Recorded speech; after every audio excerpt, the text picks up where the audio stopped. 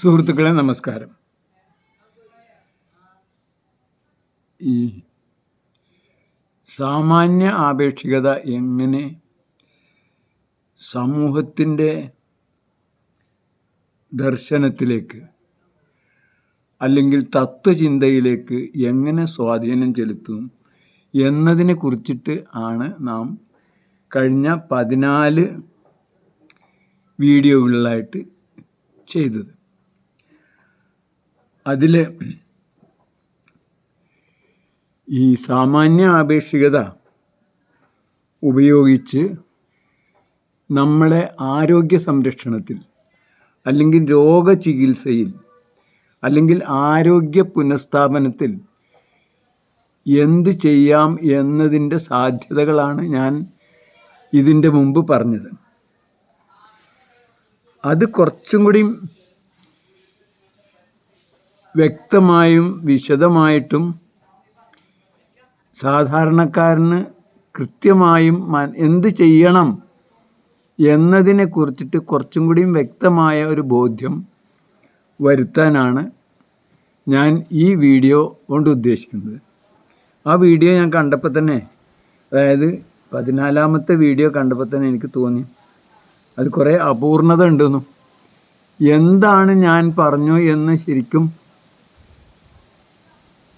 അത് കേൾക്കുന്ന ആൾക്കാർക്ക് കൃത്യമായിട്ട് മനസ്സിലാവാൻ സാധ്യത കുറവാണ് എന്നും തോന്നിയതുകൊണ്ടാണ് ഞാൻ ഈ വീഡിയോ ഇടുന്നത്. അതായത് ആദ്യമായിട്ട് ഞാൻ പറയട്ടെ, ഇതിനെ നിങ്ങൾ പൂർണ്ണമായിട്ടും ഇത് മാത്രം ശരി, ഇത് മാത്രമേ ചെയ്യാൻ പാടുള്ളൂ എന്ന് വിചാരിക്കണ്ട. മറ്റൊരു മാർഗവും ഇല്ലെങ്കിൽ, അതായത് സാധ്യമായ ശാസ്ത്രം അനുസരിച്ച് നിങ്ങളെ രോഗം മാറുന്നില്ലെങ്കിൽ ചെയ്തു നോക്കേണ്ടതാണ് എന്ന നിലക്കാണ് ഞാൻ പറയാൻ ഉദ്ദേശിച്ചത്. ഉദാഹരണമായിട്ട് പ്രമേഹം ഉണ്ടായാൽ ആ പ്രമേഹം മാറ്റാനുള്ളൊരു മരുന്നില്ല. പ്രമേഹത്തെ കൊണ്ട് നടക്കാനും കൺട്രോൾ ചെയ്യാനും അതിനെ അപകടാവസ്ഥ ഇല്ലാതാക്കാനുള്ള മരുന്നേ ഉള്ളൂ. നേരെ മറിച്ച് അതേപോലെ പ്രഷർ, ഇങ്ങനെ സാധാരണ നമ്മൾ ആശുപത്രികളിൽ ചികിത്സിക്കുന്ന പല രോഗങ്ങളും അതിനെ പൂർണ്ണമായിട്ടും ഇല്ലാതാക്കാനുള്ള മരുന്നുകളില്ല. കൊണ്ട് നടക്കാനുള്ള മരുന്ന്, കൊണ്ട് നടക്കുക എന്ന് പറയുന്നതുകൊണ്ട് കൂടുതൽ അപകടമാവുകയാണ്. കാരണം പോഷകവസ്തുക്കളല്ലാത്ത വസ്തുക്കൾ നമ്മളെ ശരീരത്തിനകത്തേക്ക് പമ്പ് ചെയ്യപ്പെടുമ്പോൾ സാധാരണ രീതിയിൽ ഗുളികകളായിട്ടും, ഇനി അതല്ല നമ്മുടെ നേരിട്ട്, അതായത് ഈ സിസ്റ്റത്തിനോട് യാതൊരു ചോദ്യം ചോദിക്കാതെ അതിൻ്റെ സ്വാഭാവികമായ പോർട്ടുകളിലൂടെ അല്ലാതെ നേരിട്ട് കുത്തിക്കയറ്റുക മുതലായ അതൊക്കെ ചെയ്യുന്നുണ്ടെങ്കിൽ പോലും അതൊക്കെ തന്നെ കൂടുതൽ അപകടം ചെയ്യാനാണ് സാധ്യത. കാരണം ഒരു സിസ്റ്റം, ആ സിസ്റ്റത്തിന് എന്തായാലും ഒരു ബഹുമാനം നമ്മൾ കൊടുക്കേണ്ടതല്ലേ. ഇപ്പോൾ നമ്മൾ ഒരു നല്ല ഒരു ഫാക്ടറി ഉണ്ട് വിചാരിച്ചു, വളരെ വൃത്തിയായിട്ട് കൊണ്ട് നടക്കുന്ന ഒരു ഫാക്ടറി ഉണ്ട്. ആ ഫാക്ടറിയിൽ സാധനങ്ങൾ ആരെങ്കിലും വന്നാൽ അകത്തേക്ക് പോകാനൊരു വഴിയുണ്ട്, അവിടെ നിന്നുള്ള സാധനങ്ങൾ പുറത്തേക്ക് കടത്താൻ വേറൊരു വഴിയുണ്ട്. അപ്പോൾ ഇൻ എന്ന് പറഞ്ഞിട്ടൊരു ഗേറ്റും ഔട്ട് എന്ന് പറഞ്ഞിട്ടൊരു ഗേറ്റും ഉണ്ട്. ഇതൊക്കെ ഉണ്ടായിരിക്കെ അതിനകത്തേക്ക് ഒരാൾ മതിൽ പൊളിച്ചിട്ട് എന്നെ കടക്കുള്ളൂ എന്ന് പറഞ്ഞാൽ, മതിൽ പൊളിച്ചിട്ട് കടക്കുകയാണെങ്കിൽ എങ്ങനെയായിരിക്കും ആ സിസ്റ്റം അയാളോട് പ്രതികരിക്കുക? ഗേറ്റുണ്ട്, പാറാവുകാരുണ്ട്, പാറാവുകാരനോട് കാര്യം പറഞ്ഞിട്ട് എന്ത് കാര്യത്തിനാണ് വന്നതെന്ന് പറഞ്ഞാൽ പാറാവുകാരൻ വേണമെങ്കിൽ റെഫർ ചെയ്തിട്ട് അല്ലെങ്കിൽ അഡ്വൈസ് തേടിയിട്ട് അയാൾക്ക് കടന്നു പോകാനും പോകാതിരിക്കാനും ഒക്കെ അങ്ങനെയുള്ള ഒരു ചാൻസ് ഉണ്ടായിരിക്കെ അതൊന്നുമില്ലാതെ മതിലതൊക്കെ പൊളിച്ചിട്ട് അതിനകത്തേക്ക് കടന്നാൽ എങ്ങനെ ഉണ്ടാവും? അതേപോലെയല്ലേ യഥാർത്ഥത്തിൽ നമ്മൾ ഈ ഭക്ഷണത്തിന് പകരം ഗുളികകൾ കൊടുക്കുന്നു, അതിന് പുറമെ ഇങ്ങനെ കുത്തി കയറ്റിയിട്ട് നേരിട്ട് വെയിനിലേക്ക് അതൊക്കെ സ്വാഭാവികമായി ആ സിസ്റ്റത്തിന് നല്ലതായിരിക്കും എന്ന് നമ്മളൊന്ന് ചിന്തിക്കേണ്ടതുണ്ട്. അതല്ല ഞാൻ ഉദ്ദേശിച്ചത്. നമ്മളെ എന്ത് രോഗമായിക്കോട്ടെ, ചെറിയ രോഗമായിക്കോട്ടെ, വലിയ രോഗമായിക്കോട്ടെ, ആ രോഗത്തിന് നിങ്ങൾ ചികിത്സിക്കാൻ സ്വാഭാവികമായും നിങ്ങൾ പോകുന്ന ഡോക്ടറെ അടുത്തേക്ക് തന്നെ പോവുക, ചികിത്സകൻ്റെ അടുത്തേക്ക് പോവുക. അയാൾ ഏത് തരത്തിലുള്ള ആളായിക്കോട്ടെ, വിരോധമില്ല. എന്നിട്ട് അയാളോട് ചോദിക്കുക, ഇതിന് മരുന്നുണ്ടോ, ഉണ്ടെങ്കിൽ അത് എങ്ങനെ ഞാൻ കഴിക്കണം, എത്ര ദിവസം കൊണ്ട് എനിക്കിത് മാറും എന്ന് ചോദിച്ചിട്ട് കൃത്യമായിട്ട് അയാൾ പറയുകയാണെങ്കിൽ അയാൾ പറഞ്ഞ നിങ്ങൾ അനുസരിച്ച് അത് ചെയ്തോളൂ. എൻ്റെ അഭിപ്രായത്തിൽ അലോപ്പതി ഡോക്ടർമാരൊന്നും അങ്ങനെയുള്ള ചോദ്യത്തെ എൻ്റർടൈൻ ചെയ്യില്ല. കാരണം അവർക്കറിയില്ല ഇതെന്ന് മാറുന്നും എപ്പോൾ മാറുന്നും കൊണ്ട് നടക്കാൻ അറിയാമെന്ന് മാത്രം. പ്രമേഹമുണ്ടോ അല്ലെങ്കിൽ ബ്ലഡ് ഷുഗർ ഉണ്ടോ അത് കുറക്കാൻ അറിയാം, പക്ഷേ അത് ഒരിക്കലും ഇല്ലാതാക്കാൻ അവർക്കറിയില്ല. അങ്ങനെ നിങ്ങൾക്ക് ഫലപ്രദമായ മരുന്ന് എൻ്റെ ഈ രോഗത്തിനില്ല. അത് എന്ത് ജലദോഷമായിക്കോട്ടെ, മുഖക്കുരു ആയിക്കോട്ടെ, ഉണിലായിക്കോട്ടെ, അല്ലെങ്കിൽ അങ്ങനെ എന്ത് രോഗമാണ് നിങ്ങൾക്ക് മാറ്റണം എന്ന് ആഗ്രഹമുള്ള എന്ത് പ്രകൃതിയുടെ ഭാഷയും പ്രകൃതിയുടെ വാക്കുകളും അത് നിങ്ങൾക്ക് എടുക്കാം. അത് മാറ്റാൻ നിങ്ങൾ വല്ല മരുന്നും കണ്ടെത്തിയിട്ടുണ്ടോ? അത് ഉണ്ടെങ്കിൽ അത് ഞാൻ എത്ര ദിവസം കഴിച്ചാൽ എനിക്കിത് മാറിക്കിട്ടും എന്ന് നിങ്ങൾ വളരെ വിനീതമായി ചോദിക്കുക. മാത്രമല്ല, അയാൾ പറയുന്ന അയാളുടെ നോർമലായിട്ടുള്ള ഒരു ഫീസ് ഉണ്ടാവുമല്ലോ, അതിൻ്റെ ഇരട്ടി കൊടുക്കുക, ഇരട്ടി വാഗ്ദാനം ചെയ്തോളൂ. അതായത് പിന്നെ 100 രൂപയാണ്, ചിലർക്കൊക്കെ ഇപ്പോൾ 500 രൂപയാണ്, അതുകൊണ്ട് 1000 രൂപ തരാം, എൻ്റെ ഈ രോഗം നിങ്ങൾ മാറ്റിത്തരുമോ എന്നൊരു ചോദ്യം ചോദിച്ചാൽ അവിടെ പൊളിയുന്നതേ ഉള്ളൂ യഥാർത്ഥത്തിൽ ഇന്നത്തെ ആരോഗ്യ സംരക്ഷണത്തിൻ്റെ അപ്പോസ്തലന്മാരായ കാപട്യ മുഖങ്ങൾ. അവർ ഇതോടുകൂടി നമ്മളെ ശരിക്കും അവരുടെ യജമാനന്മാരുടെ അടിമകളാക്കുന്നു. യജമാനന്മാർക്ക് കപ്പം ഓരോ ദിവസവും ജീവിക്കാനായിട്ട് നമുക്ക് എന്ത് പറ്റിയാലും കുഴപ്പമില്ല, അവർക്ക് കപ്പം കൊടുക്കുന്ന ആശ്രിതരാക്കി മാറ്റുക എന്നുള്ള ഏജൻസി പണി മാത്രമാണ് യഥാർത്ഥത്തിൽ ഇവരെടുക്കണമെന്ന് അർത്ഥം. പണ്ട് നിങ്ങൾക്ക് അറിയാമെന്ന് എനിക്കറിയില്ല, ലോഗൻസ് മാനുവൽ ഒന്ന് വായിച്ചു നോക്കുന്നുണ്ട്.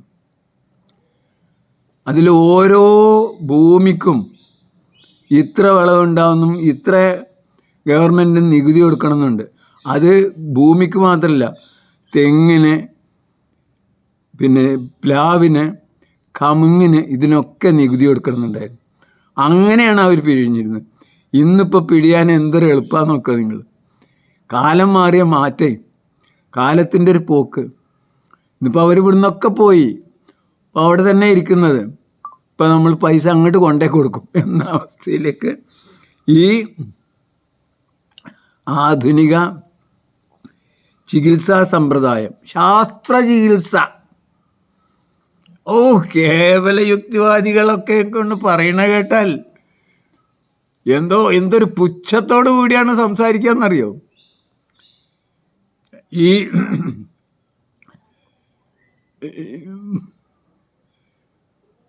അതായത് ഇപ്പോൾ ഈ ഇദ്ദേഹത്തിനൊക്കെ, അതായത് 2 പ്രാവശ്യം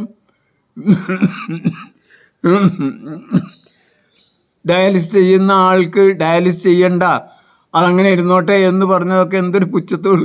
ഡയാലിസിസ് ചെയ്തിട്ട് എന്താ, അത് ഈ ഇവന്മാർ നോക്കില്ല എന്നർത്ഥം. ഞാൻ പറഞ്ഞു വന്നത്, നിങ്ങൾ എന്താ ചെയ്യേണ്ടതെന്ന് വെച്ചാൽ ഒന്നും ചെയ്യാതിരിക്കലാണ് ചെയ്യേണ്ടത്. കാരണം എന്താ, പ്രകൃതി അതിൻ്റേതായ ഒരു താളത്തിൽ അതിൻ്റേതായ രീതിയിൽ അത് നീങ്ങിക്കൊള്ളും. ഒന്നും ചെയ്യാതിരിക്കുക എന്ന് പറഞ്ഞാൽ ഇപ്പം കഴിക്കുന്ന എല്ലാ ഭക്ഷണവും എല്ലാ വൈകൃതങ്ങളും നടത്തുക എന്നുള്ള, എന്നിട്ട് വെറുതെ ഇരിക്കുകയല്ല. ഡൈജസ്റ്റീവ് സിസ്റ്റത്തിലും പൂർണ്ണമായിട്ടും ഒരു ഒഴിവ് കൊടുക്കുക.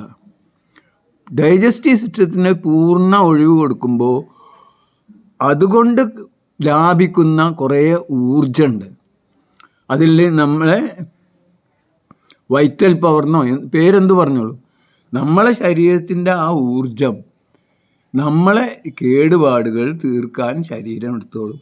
അതിപ്പോൾ നിങ്ങളെ ജലദോഷം ആയിക്കോട്ടെ, പനി ആയിക്കോട്ടെ, മുഖക്കുരു ആയിക്കോട്ടെ, ഇനി എന്തായിക്കോട്ടെ, പിന്നെ ആസ്മ, പ്രമേഹം, പ്രഷറ്, മാറാത്ത മുറിവുകൾ, വ്രണങ്ങൾ, ക്യാൻസർ ഒക്കെ ഒക്കെ ഒക്കെ ഒക്കെ എല്ലാ രോഗങ്ങൾ എന്ന് പറഞ്ഞ് ചികിത്സിക്കുന്ന എല്ലാ കാര്യങ്ങളും ഈ സാധനങ്ങൾക്ക് ഫലപ്രദമായ മരുന്നില്ല എന്ന് ബോധ്യപ്പെട്ടതിന് ശേഷം മാത്രം നിങ്ങൾ ചെയ്യേണ്ട ഒരു മാർഗ്ഗമാണ് ഞാൻ ഈ പറഞ്ഞത്. അത് ചെയ്യേണ്ടത് എന്തുള്ളൂ, അവിടെ കിടക്കുക. പരമാവധി ശരീരത്തിന് പൂർണ്ണമായ വിശ്രമം കൊടുക്കുക. ചിന്ത പോലും വേണ്ട.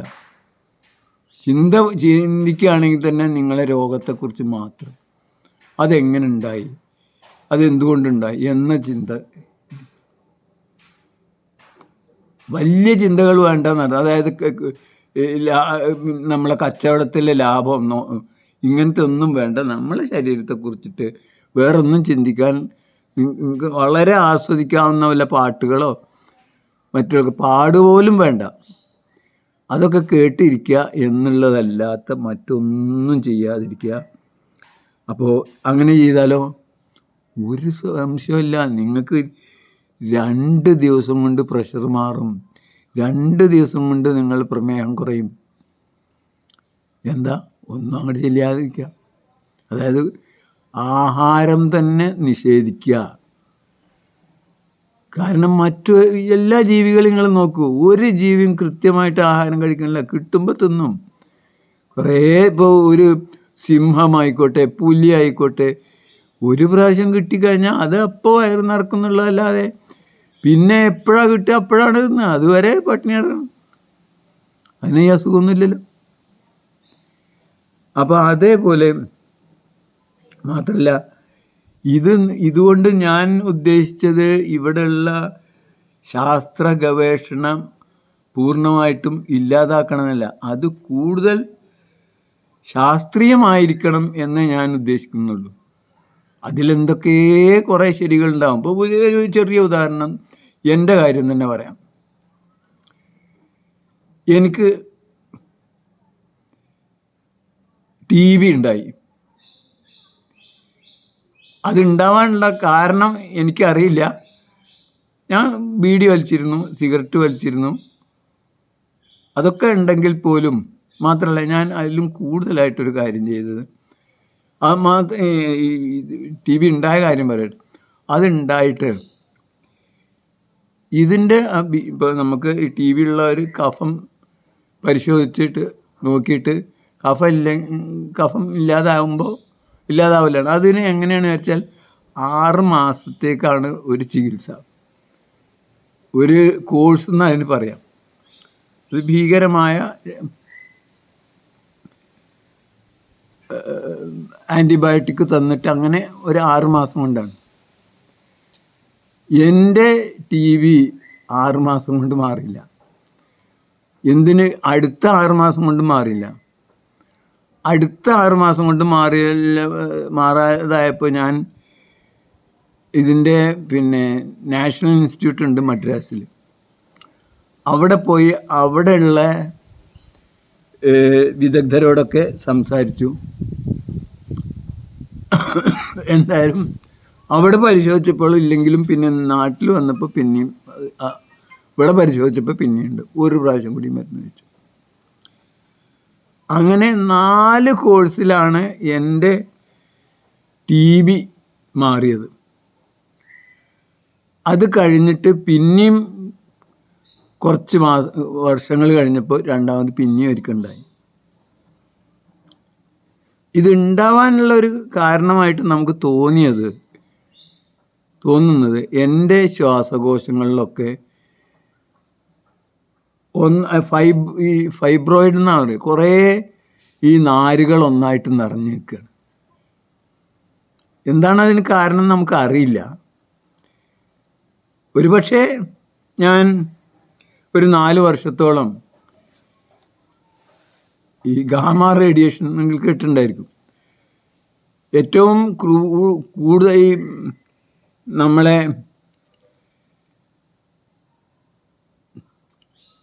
ലൈറ്റ് സ്പെക്ട്രത്തിലെ അല്ലെങ്കിൽ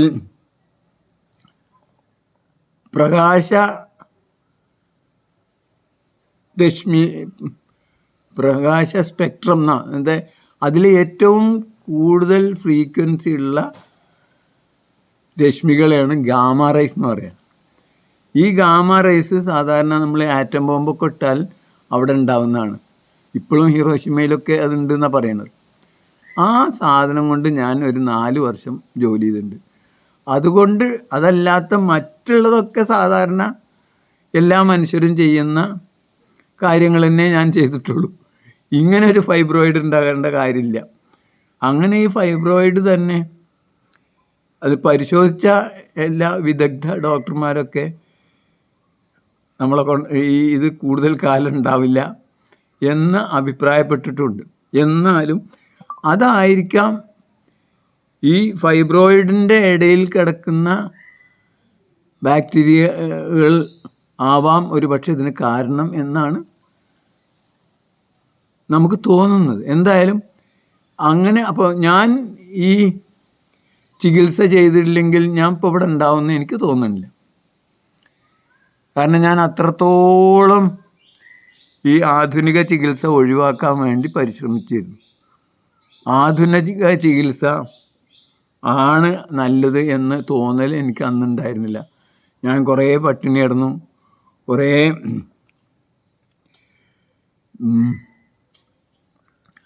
18 ദിവസത്തോളം ഞാൻ ഉപവസിച്ചു. പിന്നെ മറ്റു പലതും ചെയ്തു. പിന്നെ ഈ ഹോമിയോ മരുന്ന് കഴിച്ചു നോക്കി.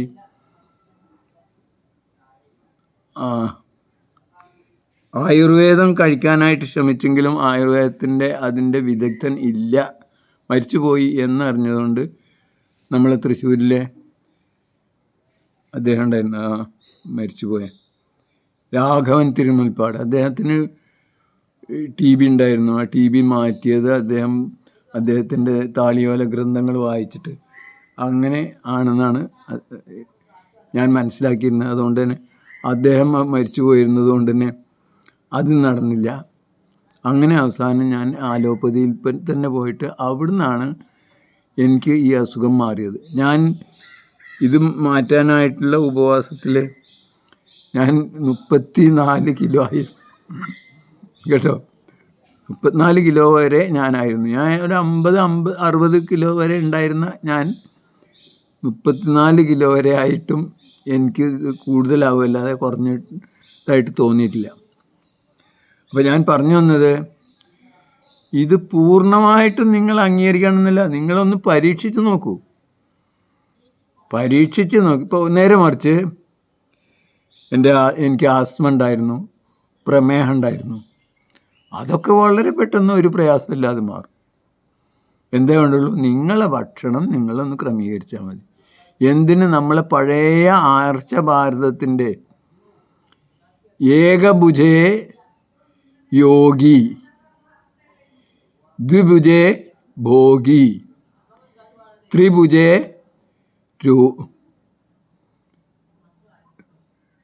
രോഗി എന്ന ആ സിദ്ധാന്തം ഒന്നെടുത്താൽ മതി. ഇപ്പം നിങ്ങൾ രോഗിയാണെങ്കിൽ കുറച്ച് കാലം യോഗിയാവാൻ ശ്രമിക്കുക. അതായത് ഒരു നേരം മാത്രം ഭക്ഷണം കഴിക്കുക. അങ്ങനെയാണെങ്കിൽ ഉണ്ടാവുന്ന മെച്ചം എന്താണ്? അവിടെയാണ് നമ്മൾ ആധുനിക ശാസ്ത്രത്തിൻ്റെ അടിത്തറയിലുള്ള ഒരു ഫിലോസഫിയാണ് എനിക്ക് പറയാനുള്ളത്. അതായത് നിങ്ങൾ ഒരു നേരം മാത്രം ആഹാരം കഴിക്കുമ്പോൾ ആ നേരത്ത് മാത്രമേ നിങ്ങളെ ദഹന പ്രക്രിയ നടക്കുന്നുള്ളൂ. ഈ ദഹന പ്രക്രിയ നടക്കാൻ നിങ്ങളെ ശരീരത്തിലെ ഇൻറ്റേർണൽ എനർജി അല്ലെങ്കിൽ വൈറ്റൽ പവർ അല്ലെങ്കിൽ നിങ്ങളെ ശരീരത്തിന് ലഭ്യമായ ഊർജം നിങ്ങൾ ഉപയോഗിക്കും. നേരെ മറിച്ച് ആ ദഹന പ്രക്രിയ അവസാനിച്ചാൽ നിങ്ങളെ ശരീരത്തിന് ആ പ്ലാന്റ് അടച്ചിടാൻ കഴിയും. പിന്നെ ഒരു ചെറിയ കടലൊട്ടായി തിന്നാലും കടല തിന്നാലും നേരെ മറിച്ച്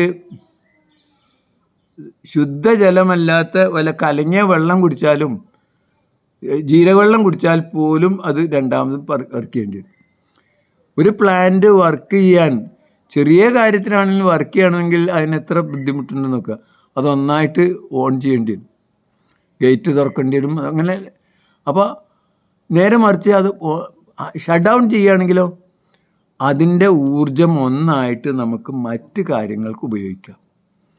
മറ്റ് കാര്യങ്ങൾ എന്നതാണ് യഥാർത്ഥത്തിൽ റിപ്പയർ വർക്ക്, അല്ലെങ്കിൽ നമ്മളെ അസുഖം മാറ്റുക എന്നുള്ള കാര്യം നടത്തും. ഈ അസുഖം മാറ്റുക എന്നുള്ളത്, ഇപ്പോൾ ഉദാഹരണമായിട്ട് നിങ്ങൾക്ക് ജലദോഷമുണ്ട്, നിങ്ങളൊരു പാട്ടുകാരനാണ് വിചാരിച്ചു. അതല്ല, നിങ്ങളൊരു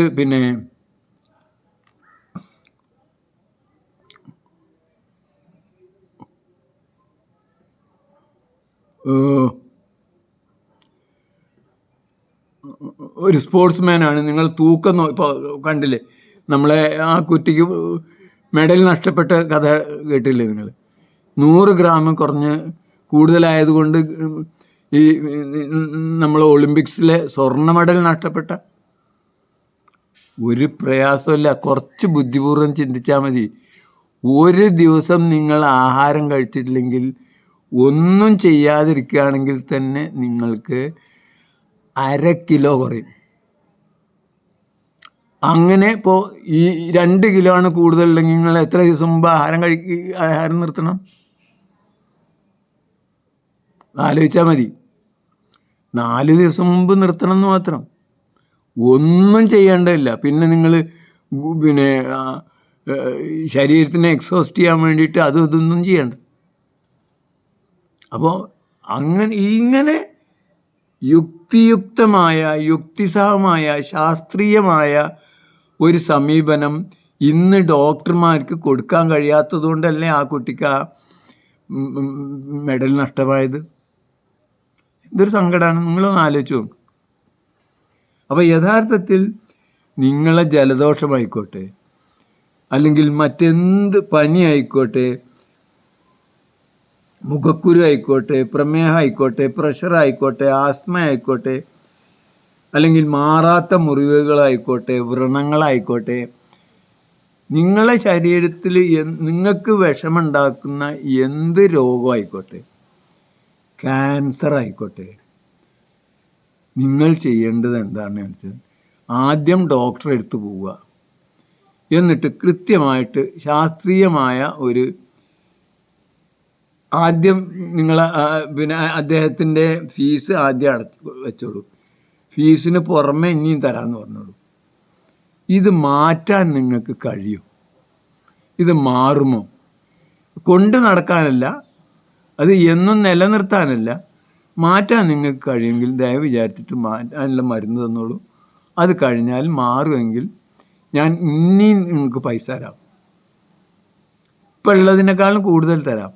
പക്ഷെ അല്ലെങ്കിൽ നിങ്ങൾ എഴുതണ്ട എന്ന് പറഞ്ഞ് ഒരു ശാസ്ത്രീയമായ ഒരു ബോധം നിങ്ങളിപ്പോൾ നിലവിലിരിക്കുന്ന വിജ്ഞാനം നമുക്ക് ഡോക്ടറുടെ അടുത്ത് ഉണ്ടാവില്ല. അതുകൊണ്ട് ഇത് മാറില്ലേ എന്നുള്ളത് അന്വേഷിച്ചതിന് ശേഷം നിങ്ങൾ ഇതേ അസുഖം ശരിക്കും ഈ പറഞ്ഞ പോലെ, അതായത് ഈ ബയോളജിക്കൽ റെസ്റ്റ്, നമ്മളെ ശരീരത്തിന് ബയോളജിക്കൽ റെസ്റ്റ് എന്ന് പറഞ്ഞാൽ ഫിസിക്കൽ റെസ്റ്റ് മാത്രമല്ല, പറ്റുമെങ്കിൽ മാനസികമായ റെസ്റ്റും കൂടി ആവാം. അതായത് ദഹനപ്രക്രിയ പൂർണ്ണമായിട്ടും അടച്ചു വെച്ചുകൊണ്ട് ദഹനപ്രക്രിയക്കും റെസ്റ്റ് കൊടുത്തുകൊണ്ട് നിങ്ങളൊന്ന് ഇരുന്ന് നോക്കുക. അപ്പോൾ നിങ്ങൾക്ക് മനസ്സിലാവും നിങ്ങളെ അസുഖം മാറ്റാൻ നിങ്ങളുടെ ശരീരത്തിന് കഴിയും. മാത്രമല്ല ആ ശരീരമാണ് നിങ്ങളെ ശരീരത്തിൻ്റെ അവസാനത്തെ സെല്ലും ഉണ്ടാക്കിയത് എന്നത് അപ്പം നിങ്ങൾക്ക് ഓർമ്മ വരും. ഒരു സാധനം ഉണ്ടാക്കാൻ കഴിവുള്ള ഫാക്ടറിയാണ് നമ്മുടെ ശരീരം. നമ്മളെ ശരീരത്തിൻ്റെ ഓരോ അവസാനത്തെ സെല്ലിനെയും ഉണ്ടാക്കിയത് നമ്മളെ ശരീരമാണ്. ഉണ്ടാക്കാൻ കഴിവുള്ള ഒരു ഫാക്ടറിയാണ്. അതിൻ്റെ നോഹോ അതിനുണ്ട്. അതെങ്ങനെ ഉണ്ടാക്കണം എന്നുള്ളതിൻ്റെ ഫോർമുല അതിനറിയാം. അങ്ങനെയുള്ള ഒരു ശരീരത്തിന് ഒരു റിപ്പയർ വർക്ക് നടത്താൻ അല്ലെങ്കിൽ അതിൽ വന്ന ഒരു കേടുപാടുകൾ തീർക്കാൻ അതിന് കഴിയും എന്ന് നാം മനസ്സിലാക്കുന്നത് വളരെ നല്ലതാണ്. അങ്ങനെയാണെങ്കിൽ അങ്ങനെയുള്ള ഒരു സയൻസ് എങ്ങനെ ശരീരത്തിനെ പരമാവധി സ്വയം രോഗം മാറ്റാൻ, ഞാൻ നേരത്തെ പറഞ്ഞു അല്ല, ഇതിൻ്റെ മുമ്പ് 2016 നൊബേൽ പ്രൈസിലെ കിട്ടിയ ജാപ്പനീസ് ശാസ്ത്രജ്ഞൻ്റെ കഥ പറഞ്ഞില്ലേ, ഓട്ടോഫാഗി. എങ്ങനെ സ്വയം തീറ്റയിലൂടെ നമ്മൾ പുറത്തുനിന്നുള്ള ആഹാരം കൊടുക്കാതെ തന്നെ നമുക്ക് നമ്മളെ അസുഖം അതോടുകൂടി മാറുമെന്നും, നേരെ മറിച്ച് ഇങ്ങനെ കുറേ ആഹാരവും വേണ്ടാത്ത ഇൻപുട്ടും കൊണ്ട് ഉണ്ടാക്കിയ രോഗം ആ ഇൻപുട്ടുകൾ തുടർന്നുകൊണ്ട് ഇൻപുട്ടുകൾ അതേപടി നിലനിർത്തിക്കൊണ്ട് ലോകത്തിലെ എന്ത് മരുന്നുകൾ കഴിച്ചാലും അത് മാറാൻ സാധ്യത കുറവാണ്. അത് യഥാർത്ഥത്തിൽ നിങ്ങൾ കേട്ടിട്ടുണ്ടാവും ഡോൺ കിസ്കോട്ടിൻ്റെ എന്ന പ്രഭുവിൻ്റെ കഥ. കാറ്റാടി യന്ത്രത്തോട് യുദ്ധം ചെയ്ത തൻ്റെ ഡോൺ കിസ്കോട്ടിനെ പോലെ മറ്റൊരു ഡോൺ കിസ്കോട്ട് ആവാനാണ് സാധ്യത എന്നാണ് എനിക്ക് പറയാനുള്ളത്. എന്തായാലും ഇതിൽ ഒരു സംശയം വിചാരിക്കേണ്ട, നിങ്ങൾക്ക് എന്ത് വിഷമമുണ്ടെന്ന് വിചാരിച്ചോളൂ, ആ വിഷമം തീർക്കാൻ നിങ്ങളെ ശരീരത്തിന് കഴിയും എന്ന് ആത്മാർത്ഥമായിട്ട് വിശ്വസിക്കുക. വിശ്വസിക്കലാണോ അത് മനസ്സിലാക്കലാണോ എന്ന് നിങ്ങൾ ആലോചിക്കുക. ശാസ്ത്രീയമായി നിങ്ങൾക്ക് ബോധ്യപ്പെടുക എന്നുള്ളതാണ് ഇതിൻ്റെ പ്രധാന. അല്ലാതെ മറ്റ് പ്രകൃതി വിരുദ്ധമായ കാര്യങ്ങളൊക്കെ പിന്നീട് ഒരു നിവൃത്തിയില്ലെങ്കിൽ നിങ്ങൾ ചെയ്തോളൂ. ഇപ്പോൾ എൻ്റെ കാര്യം പറഞ്ഞ പോലെ ഞാൻ 5 പ്രാവശ്യം 5 കോഴ്സ് TB മരുന്ന് കഴിച്ച ഒരുപക്ഷെ ലോകത്തിലെ തന്നെ ഏക മനുഷ്യനായിരിക്കാം. അതേപോലെ തന്നെ പ്രമേഹവും ആസ്തമ എനിക്കുണ്ടായിരുന്നു.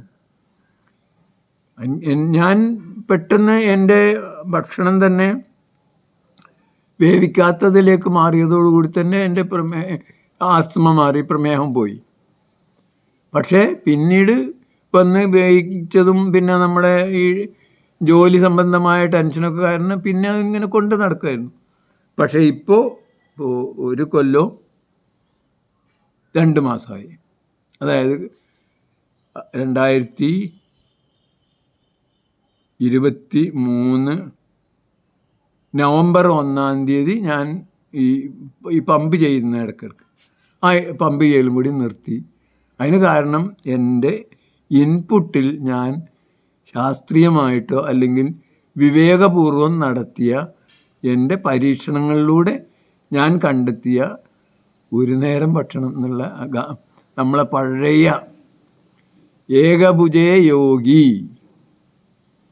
ആ യോഗി ആവാൻ നല്ല ആരോഗ്യം ഉണ്ടാവണം. ആ യോഗി ആവാനുള്ള അത് പരീക്ഷണമാണ് കേട്ടോ എന്ന് വിചാരിച്ച് പൂർണ്ണമായിട്ടും അങ്ങനെയൊന്നുമല്ല. ഞാൻ ഇവിടുന്ന് എങ്ങോട്ട് പുറത്തേക്ക് ഇറങ്ങിയാലും അവിടുന്ന് ഭക്ഷണം അവരെ വിഷമിപ്പിക്കാത്ത രീതിയിൽ കഴിക്കുക, അവരുടെ കൂടെ കൂടുക എന്നുള്ളതാണ്. വീട്ടിലാണെങ്കിൽ മാത്രമാണ് ഈ ഒരു നേരത്തെ ഇതിലേക്ക്, അതും പൂർണ്ണമെന്നല്ല, ഭാര്യ അങ്ങനെ എന്തെങ്കിലും തീറ്റിക്കുക എന്നുള്ളൊരു പരിപാടിയുണ്ട്. അതിനോടും എങ്ങനെ യോജിച്ചുകൊണ്ട് ഏകദേശം ഒരു നേരത്തേക്ക് ആക്കിക്കൊണ്ട് നിന്നപ്പോൾ തന്നെ എനിക്കതൊന്നും ഇല്ലാത്ത അവസ്ഥയിലേക്ക് വന്നു. ഇത് നിങ്ങൾക്കും പരീക്ഷിക്കാവുന്നതാണ് എന്നാണ് എനിക്ക് പറയാനുള്ളത്. ഇതുകൊണ്ട് ഇത് അവസാനത്തെ വാക്കായിട്ട് ആരും കണക്കാക്കണ്ട. നിങ്ങൾക്ക് ഈ ലോകത്ത് ജീവിക്കാൻ, നിങ്ങൾക്ക് മറ്റെല്ലാ ജീവികൾക്കും ജീവിക്കാനുള്ളത് പോലുള്ള അർഹത ഉണ്ട്. നിങ്ങൾക്ക് എന്തെങ്കിലും വിഷമോ എന്തെങ്കിലും മാറാരോഗമുണ്ടെന്ന് തോന്നുകയാണെങ്കിൽ അതിനെന്താണ് കാരണം? അത് നമുക്ക് വല്ല രീതിയിലും ഒഴിവാക്കാനാവുമോ എന്ന് സ്വയം ആലോചിച്ച് മറ്റുള്ള ആരും നിങ്ങളെ അതിന് സഹായിക്കുന്നുള്ള അഭിപ്രായം എനിക്കില്ല. പലരും ചൂഷണമാണ്. ആ ചൂഷണ പർവ്വത്തിൻ്റെ ഏജൻറ്റുമാരാണ് ഈ രോഗചികിത്സ ഒരു വ്യവസായമായി കൊണ്ടു നടക്കുന്നതിൻ്റെ ആൾക്കാർ. നിങ്ങൾക്ക് നിങ്ങളെ ശരീരത്തിൻ്റെ ഭാഷ, നിങ്ങളെ ശരീരത്തിൻ്റെ ടോണ് നിങ്ങൾക്ക് സൂക്ഷ്മതയോടുകൂടി നിരീക്ഷിച്ചാൽ നിങ്ങൾക്ക് മനസ്സിലാകും. അതേ എനിക്ക് പറയാനുള്ളൂ. നിങ്ങൾക്ക് പ്രത്യേകിച്ച് ഒരു 40 വയസ്സ് കഴിഞ്ഞ ആൾക്കാരൊക്കെ മരുന്ന് കഴിച്ചിട്ട് ജീവിക്കുക എന്നുള്ളത്, നിങ്ങളൊക്കെ തന്നെ ഇന്നും നിങ്ങളുടെ മരുന്നിൻ്റെ അടിമകളാണ്. മസ്തിഷ്ക പ്രക്ഷാളനം നടത്തിയ ആശ്രിതരാണ്, അടിമകളാണ്. മസ്തിഷ്ക പ്രക്ഷാളനം നടത്തിയതുകൊണ്ടുണ്ടായ ഗുണം എന്താണ്? ഇന്ന് പാശ്ചാത്യ യജമാനന് പകരം യഥാർത്ഥത്തിൽ പാശ്ചാത്യ ബഹുരാഷ്ട്ര കുത്തകളാണ്. അത് ഒരുപക്ഷെ ഇന്ത്യൻ കുത്തകളുണ്ടാവും കേട്ടോ. ആണ് അവർക്ക് മരുന്ന് കൊടുക്കുക, അവർക്ക് വേണ്ട നികുതി കൊടുക്കാതെ ജീവിക്കാൻ പറ്റില്ല എന്നുള്ളത് നിങ്ങളെ അപമാനഭാരം കൊണ്ട് തല കുനിക്കാൻ നിങ്ങൾക്ക് കഴിയില്ലെങ്കിൽ എനിക്ക് നിങ്ങളോടൊന്നും പറയാനില്ല എന്നാണ് പറയാനുള്ളത്. അതുകൊണ്ട് നിങ്ങൾക്ക് ഈ സാധനം ഉണ്ടെങ്കിൽ അതുപയോഗിച്ച് നിങ്ങൾക്ക് മറ്റെല്ലാ ജീവികളെയും പോലെ ആ ജീവികൾക്കൊക്കെ ഉള്ള പോലുള്ള ഒരു അവകാശം നിങ്ങൾക്കുണ്ട്. അവയൊന്നും ഇങ്ങനെ എല്ലാ ദിവസവും മരുന്ന് കഴിച്ചിട്ട് അല്ലെങ്കിൽ ബഹുരാഷ്ട്ര കുത്തകളെ സേവിച്ചിട്ടല്ല ജീവിക്കുന്നത് എന്ന വളരെ വിനീതമായ ഒരഭിപ്രായമാണ് എനിക്കുള്ളത്. എന്തായാലും ഈ സാമാന്യ ആപേക്ഷികത സിദ്ധാന്തം നമ്മൾ ഇതിലേക്ക് പ്രയോഗിക്കുമ്പോൾ, രോഗചികിത്സയിലേക്ക് പ്രയോഗിക്കുമ്പോൾ, രോഗചികിത്സ എന്നത്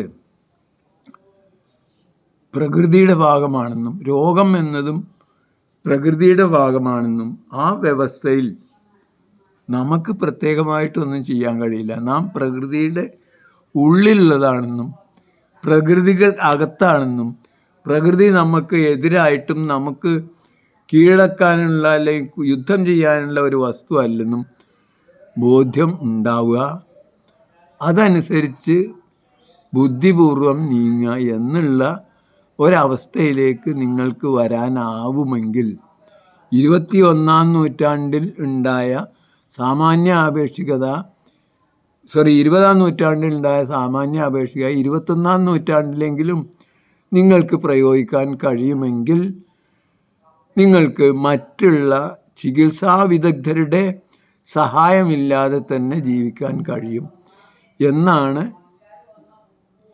എനിക്ക് തോന്നുന്നത്. ഇത്രേ പറയാനുള്ളൂ. ജയ് ഹിന്ദ്, ജയ് ജഗത്, ജയ് ജീവൻ.